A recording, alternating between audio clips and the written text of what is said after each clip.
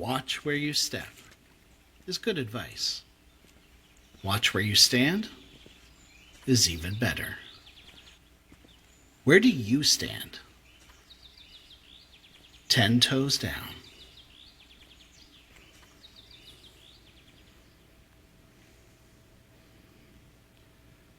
This event that we've just heard appears to be a turning point for the disciples. They'd been following Jesus for some time now, but I think it was this incident that led them to truly understand that he is the Son of God. Like, when this whole thing went down, they said, okay, you actually are the Son of God. Now, for those of you who consider yourself to be a person of faith, what moment was it where you looked at Jesus and you said, okay, I think you really are who you say you are, God. Jesus, I think you really are something special, something divine. For me, it was at the age of 16. I was at a water park in Waterloo called Bingham Park. And that's when I first said, okay, God, I think you're actually real. And that was a game changer. It changed everything for me. That encounter with Christ changed me as a person and ultimately led to enrolling in seminary a couple of years later, to the point where I'm standing here before you 30 years later today. But over the years, my faith has experienced ebbs and flows, just like the tide. And I've noticed that, like Peter, my faith is always steadiest when I'm focused not on my own problems, but when I'm focused on Jesus. Now, this story is a pretty famous story, and the story goes like this. One day, Jesus tells his friends to get on a boat, and after they've gotten on that boat to go across the lake, he wants some quiet time. Like mom and dad on a Sunday night, he needs time alone. Well, just before the sun rises, Jesus looks out and he sees that the boat, although it's been out on the lake all night, has not yet made it to the other side. It hasn't gotten where it needs to be. Well, I guess the wind was too strong and the waves far too high. So the question is, what does Jesus do? Well, Jesus, being the Son of God, decides, I'm going to walk across the water. Why not? And honestly, if I could walk across water, I'd do it all the time too. But we know, right? We know that normal, regular, everyday people like you and me, we can't walk on water.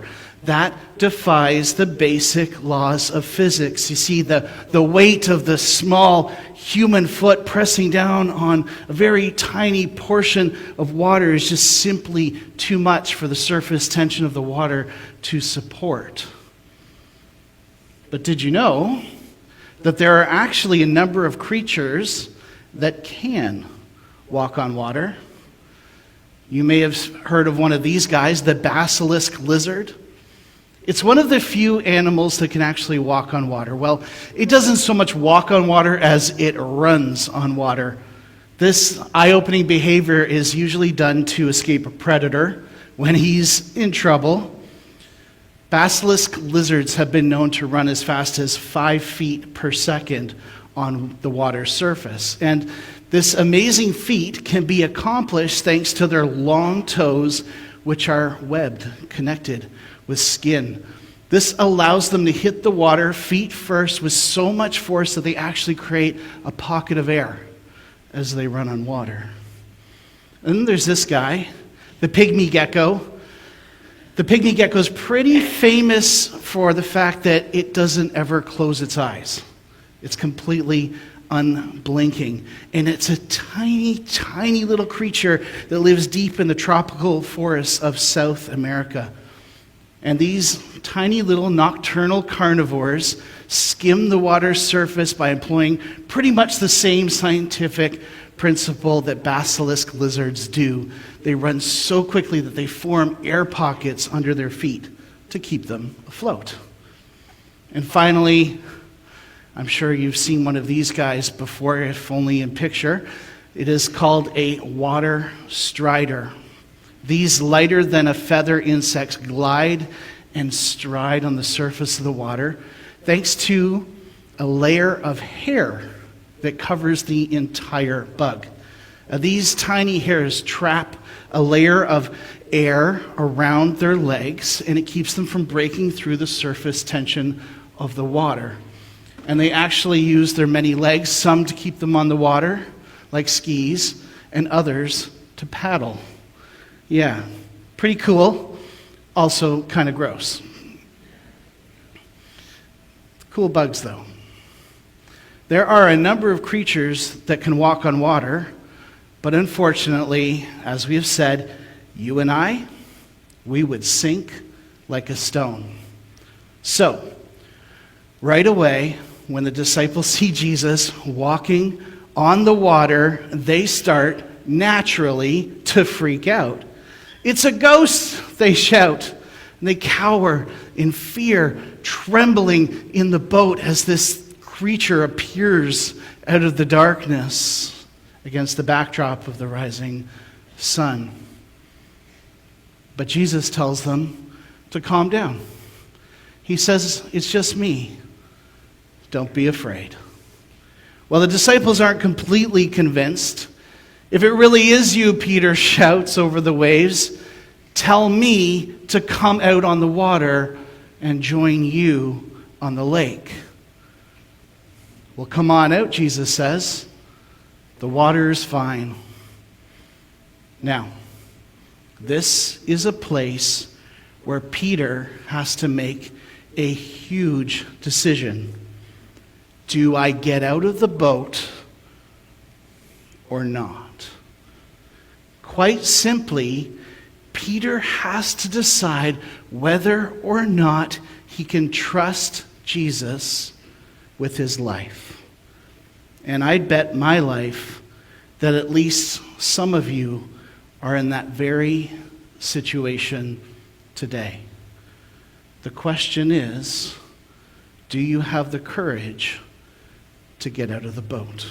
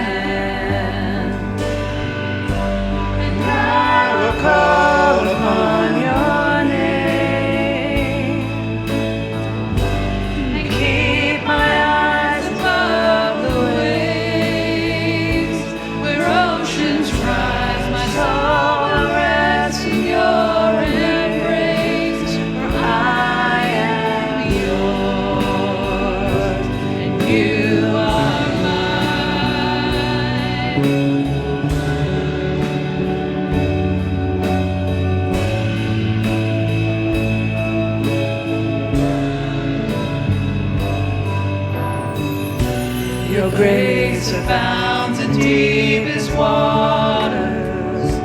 Your sovereign hand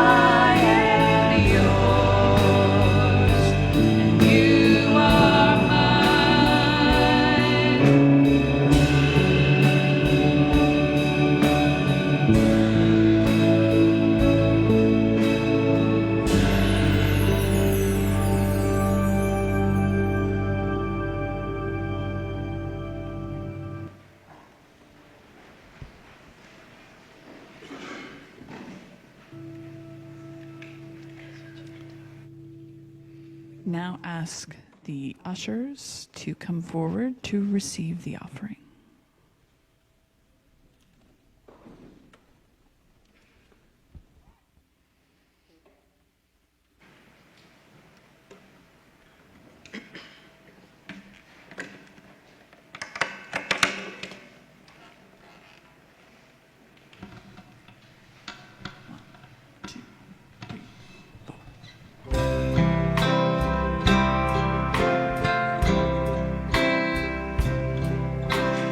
We will feast in the house of Zion. We will sing with our hearts restored.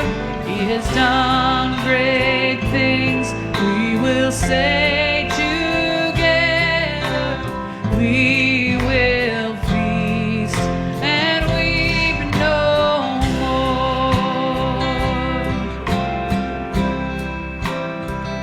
We will not be burned by the fire.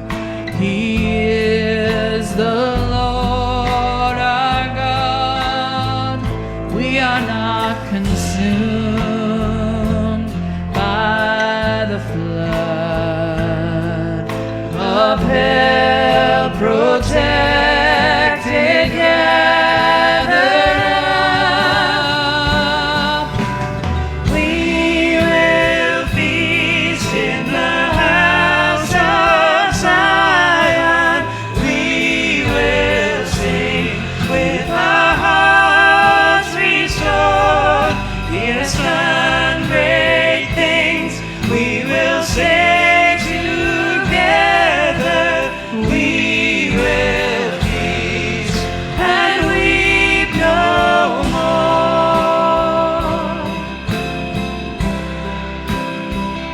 In the dark of night, before the dawn, my soul be not afraid, for the promised morning, oh how long, oh God of Jacob, be my strength. We will feast in the house of Zion. We will sing with our hearts restored. He has done great things. We will say together, we will feast and weep no more.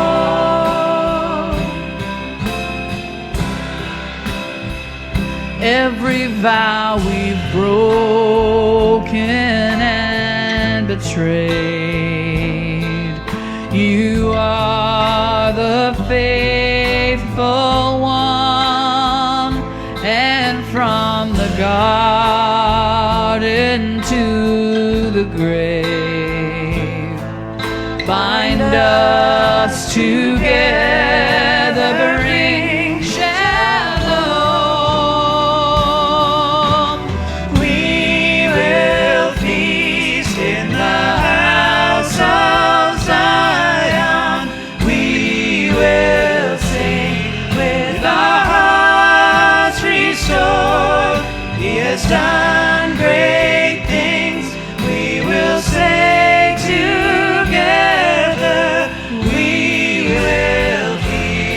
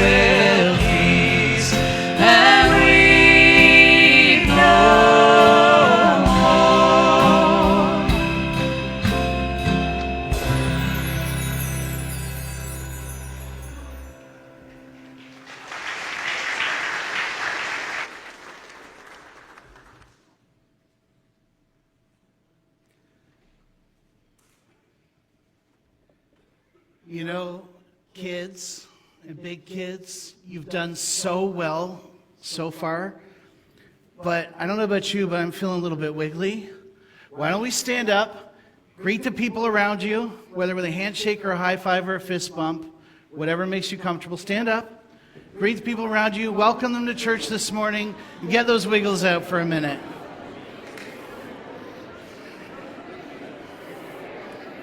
A fist bump the front row. Oh, no, you guys are too busy. Get me in there. Double. There we go. Good morning. Good morning. Good morning.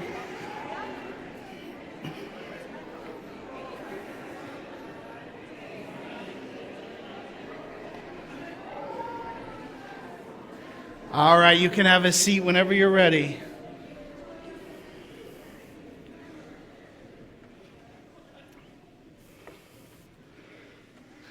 Well, now that we're awake once again, let's pick up our story where we last left off. In our story, Peter was at the point of deciding whether or not... Lost my clicker here. Something wrong with it?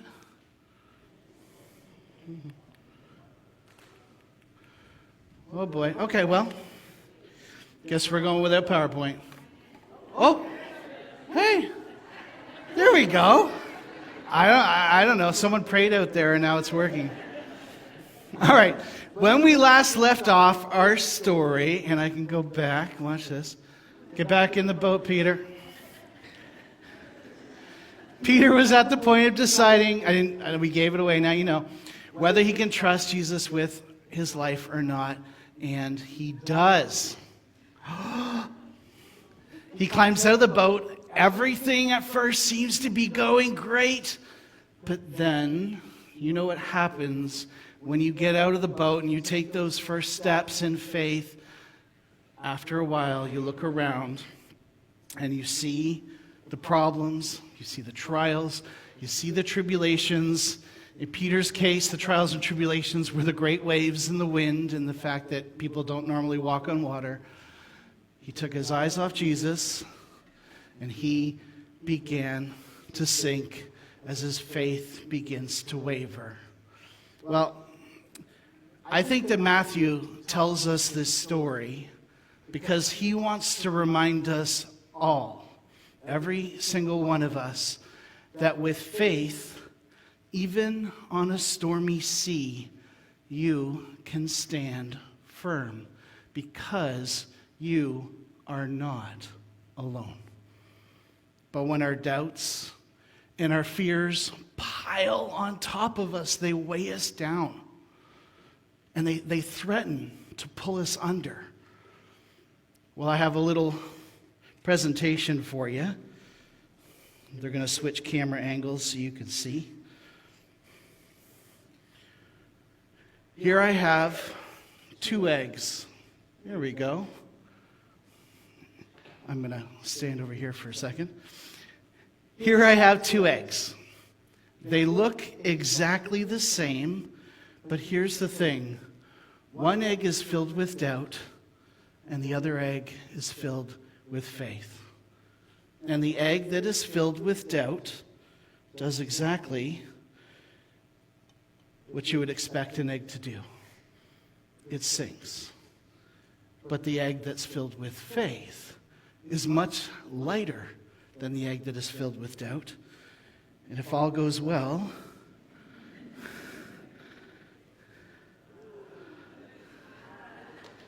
hey, give it up for the egg. The egg that is filled with faith is so much lighter and it floats. You know, life can be really tough sometimes. We go through periods which are very, very difficult. Whether you're 7 or you're 70, we all have our fears, we all have our worries, we all have things that can shake our faith from time to time and threaten to drag us under with the weight of it all. But always remember to keep your eyes focused on Jesus. Because, as the story teaches us, he will lift you up and he will get you through. And that is exactly what happened to Peter. You might remember that at first, Peter got out of the boat. He's doing just fine. Even though there was nothing beneath him but water, Peter stood firm, 10 toes down. But when he took his eyes off Jesus, he began to sink. And then he did something that literally saved his life. And it was the easiest thing in the world to do. He simply looked at Jesus and said, "Lord, save me." And immediately, Matthew says, not 30 seconds later, not 3 weeks later, but immediately Jesus reached his hand down and plucked Peter out of the lake and put him back in the boat, safe and sound, saying, "Peter, why did you doubt?" And I think that Peter may have been wondering the exact same thing as he lay there sopping wet and panting for breath, because he exclaimed in that moment, as we noted, "You really are. You really, actually are the Son of God." I suspected, I thought it to be true, but now I genuinely know. And dear friends, whether, again, you're 7 or 70, this is the story of our own faith journey.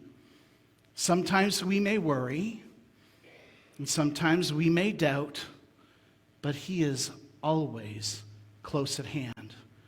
And every time we call it for help and he lifts us out of the depths, we are reminded once again that we can trust him with our lives. And each time we do so, we grow more and more confident in this one overriding reality above all others, that truly he is the Son of God. And as we said 3 weeks ago, on that kind of firm faith, we can stand 10 toes down.